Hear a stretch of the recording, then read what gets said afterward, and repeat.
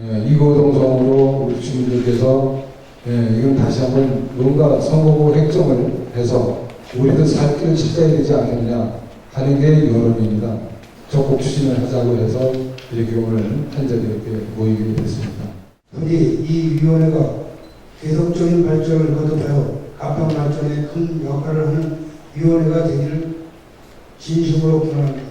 선거구에 관한 획정 문제는 정말 말씀드린 같은 지역 선거, 같은 생활권, 같은 교통권, 같은 민감성입니다. 목적, 가평군 현안에 대한 비전을 제시하고 준비하였고, 두 번째 사업계획. 이 사업계획 하나도 없어요. 이 시설도 참석 대상만 있지. 그래서 이거 좀 준비가 미숙하지 않았나. 우리는 앞으로 뭘 할 것이다 하는 비전이 나와야 하는데 미숙했다. 한강이 양평 분다고 해서 달라지고 그 다음에 남양주 분다고 해서 달라지고 아닙니다. 어차피 가평에 우리가 인구를 어느 정도 숫자를 만들어놓고 그런 대비책을 하면서 분배가 되지 않나 봅니다. 가평군의 국회의원 하나 만들 수 있는 방법을 찾자. 그런 방법은 현재의 지역보다는 남양주의 일부분과 함께 획정되는 것이 미래를 봤을 때는 가능성이 그래도 지금이 만약에 50%라면 100% 정도의 어떤 가능성이 있지 않겠느냐라는 차원에서 아마 움직이는 걸로 알고 있습니다. 남양주 갔다 이거죠. 갔다 그래서 가평에서 진짜 유능한 인재가 돼서 국회의원이 되면 참 좋겠죠. 당분간은 저희는 좀 약간은 불가능하다고 보거든요. 그래서 인재를 우리는 키워야 된다고 그렇게 생각합니다. 가평에 광역 화장장이 꼭 들어와야 된다고 저는 생각합니다. 그것은 왜 그런 얘기를 덧불어서 하냐면 가평에는 재정 자립도를 올릴 수 있는 게 유일하게 그거 하나가 있더라고요. 오늘 이 모임의 성격이 상당히 좋은 것 같아요. 그렇지만 우리 새누리당 입장에서는 아직 그런 거에 대한 정립이 아직 안 됐습니다. 그래서 그런 거는 좀 당하고 또 예민한 문제가 있으니까 그런 깊숙한 거에 대한 거는 제가 답변을 좀 고려하고요. 오늘 출범하는 거에 대한 축하는 꼭 하고 싶습니다.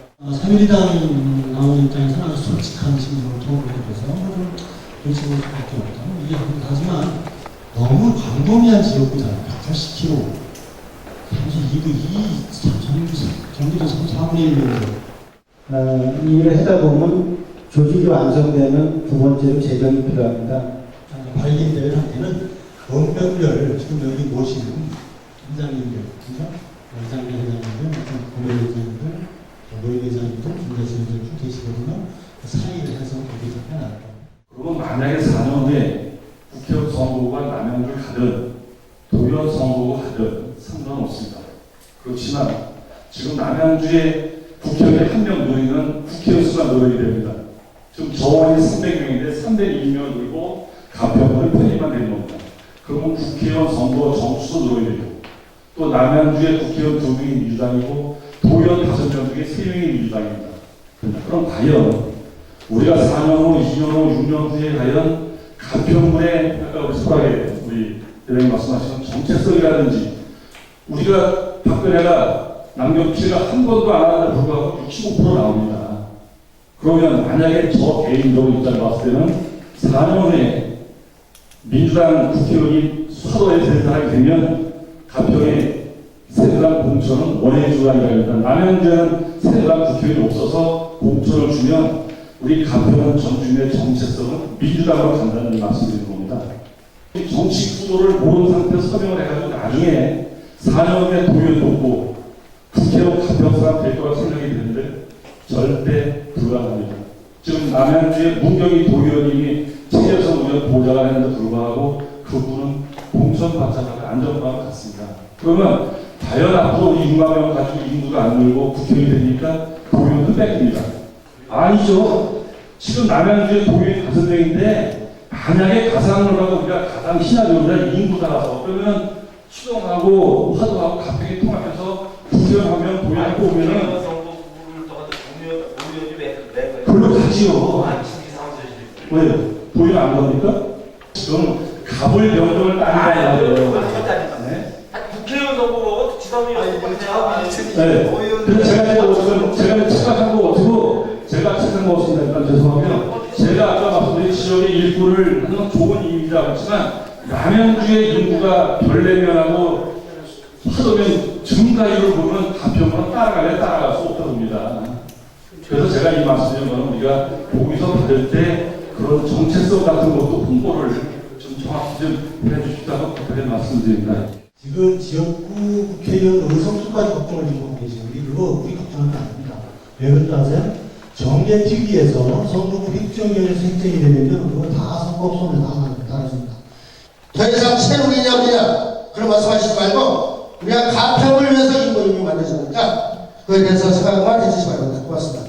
우리가 진짜 중요한 거는 군수님이 그 선거 공약으로까지 얘기하는 이상한 거래요. 이게 그 불합리한 규제, 또 무슨 선거구 뭐 조정 문제 이런 거. 근데 여기 계신 분들이 다 중추적인 역할을 하시는 분들이란 말입니다. 뭐 이런 얘기가 뭐지만 뭐 국회의원 하나 뜨고는 불석이고 한번 해봐. 그 사람들이 이 지역에 찾아가서 이 지역 발전을 위해서 노력하라고 만들어야 되는데 이건 반대로 주셔야 돼요. 우리가 정치보다도 우리 지역을 위해서 발전시킬 수 있으면 우리 주민들이 그거를 받아들일 수 있는 그 마음가짐이 있어야 된다는 겁니다. 9월 창의총회 할 때는 우리 가평 발전을 위한 비전만 국회의원 선거는 그렇게 담당하고는 우리가 시간과 인력이 엄청나게 전 전략에 생각이 됩니다. 그러니까 엄청나게 우리 국민들이 분열도 안 되고 오히려 저 그런 마음이 없을 것 같아요. 국민들이 요구해서 그것을 국회의원이 같이 느끼는 느꼈어요. 그걸 자꾸 외부에서 오히려 꺾은 정치적으로 자꾸 얘기하니까 제가 화가 나는 건데 그게 아니거든요. 정치 생각을 하지 말라면 사실 내용이 정치 생각 들어있어요. 무슨 정치가 들어있어요? 아니 국회가 만들자고 해서 그 남들 그저 편집시작한 일이 아니니까. 그래요. 가평 발전과 어떤 뭐 가평이 안 되고는 군 집회고 군수 가는 겁니다.